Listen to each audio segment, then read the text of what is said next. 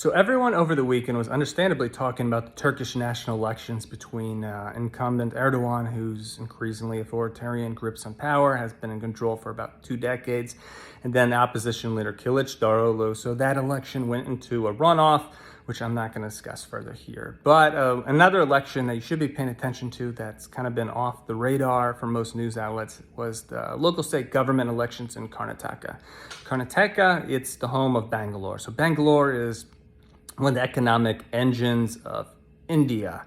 It is home to countless IT firms, and it's very important to the country's overall economic engine and growth, which matters because India is growing increasingly important both economically and geopolitically. It is by population the world's largest democracy, and also especially as Western firms begin to want to diversify their supply chains and potentially decouple or de-risk, as Janet Yellen calls it, away from manufacturing solely in China.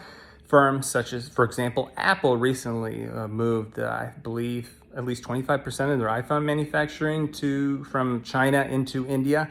So increasingly, who controls India is going to be more and more important for Western multinational firms as this trend continues. So next year, the 2024 Lok Sabha elections, which determine the Indian prime ministership, aka who controls India, are to take place. So the Karnataka election this last weekend, the BJP, who is Narendra Modi's party, they lost control of the Karnataka states, which they've held in their grips since 2018.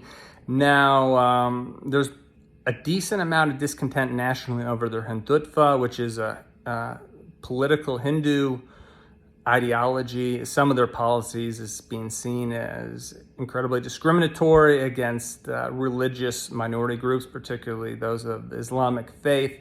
So there's a lot of people that are against the BJP for that and various reasons.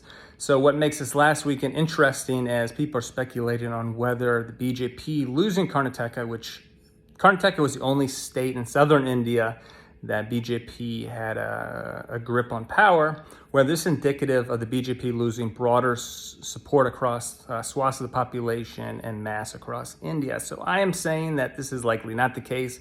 My understanding of the local Karnataka state elections is that a lot of discontent and people voting instead for the National Congress, which is Indian main opposition party to the BJP, the National Congress got significant amount of votes due to just sheer frustration with the blatant corruption and ineptitude of the BJP leaders at the local level within Karnataka, and that this discontent does not necessarily translate to BJP leadership on the national stage, but we will see.